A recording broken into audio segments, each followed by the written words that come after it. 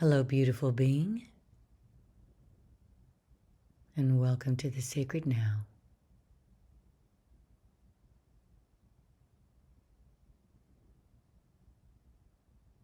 The definition of sacred is worthy of reverence and respect. And this moment is worthy of our undivided attention because it's the only moment that exists. Take a nice deep breath.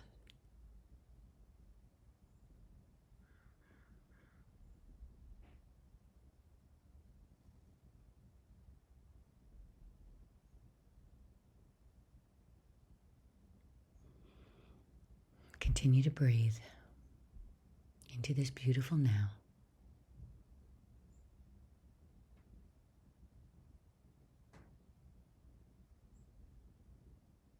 So when we are talking about the nature of the mind has many, many facets.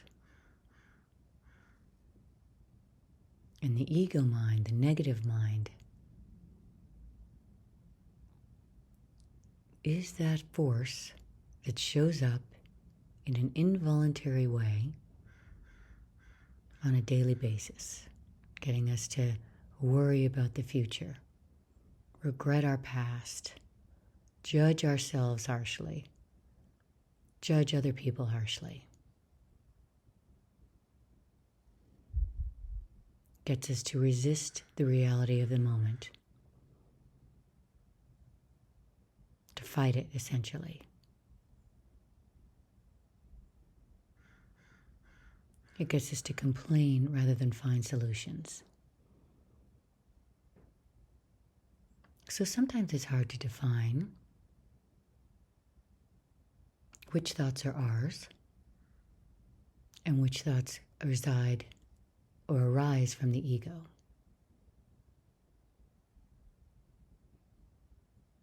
So to put it in the most basic of terms,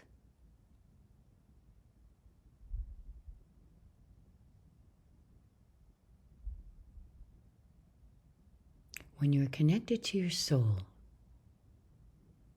you will feel anything from neutral to bliss.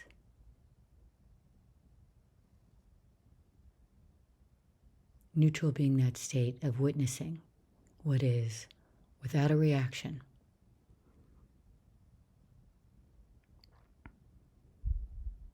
And when you're connected to the ego, when the ego's voice is dominant, you'll feel the feelings that are uncomfortable,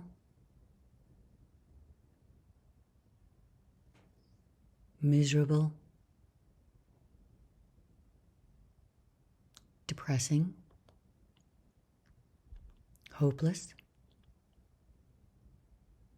or sometimes even righteous.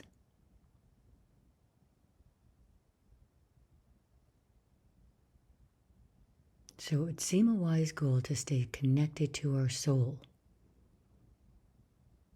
And how do you do that?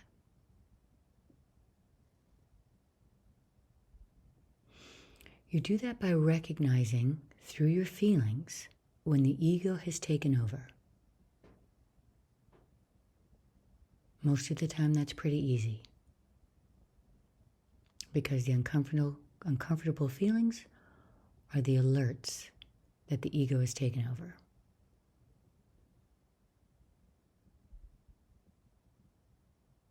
And when you're feeling anywhere from neutral to extreme joy, you're connected to your soul. The more times you witness or catch your ego in the act and transcend it through bringing your presence to it, to slowing down, entering the moment, calming that voice, just by observing it, just by witnessing it, little by little, the ego loses its power. Negative thoughts become rational thoughts. Negative thoughts disintegrate. And it happens in a very subtle way, so it can feel, or the ego will make you feel like nothing's happening. Stay with the practice. Observe the feeling. Breathe into the uncomfortable ones.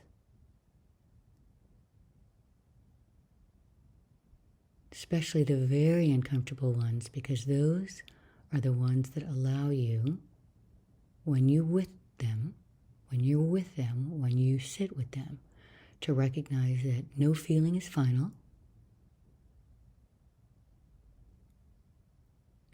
to recognize that no situation in your life is final,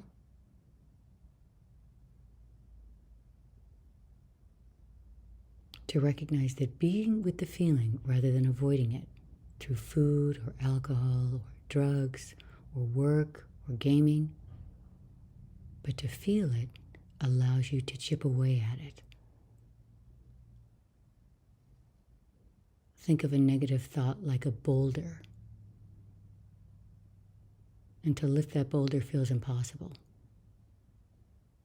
But if you chip away at it through witnessing the thoughts that make you miserable and rising above them, being present, and listening for the voice of reason to transcend the negative voice, in the silence and stillness,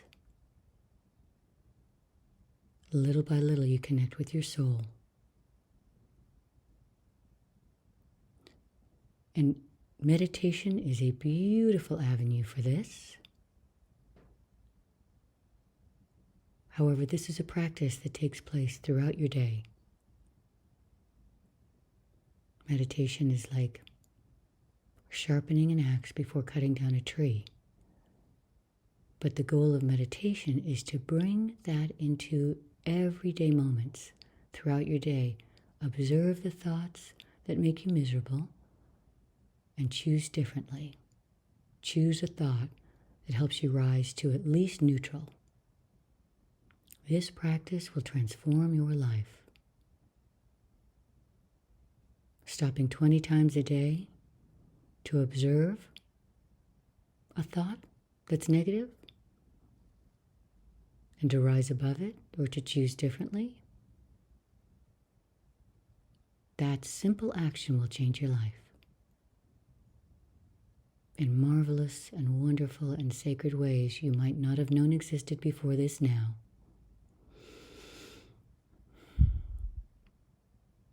So let's make the soul-driven challenge for the day to stop 10 times, 20 times, anytime you're thinking negatively. Simply take a deep breath.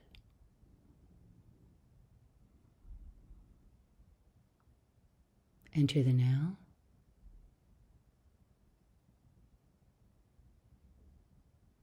And rise to any activity or thought that brings you comfort or peace or joy, starting now.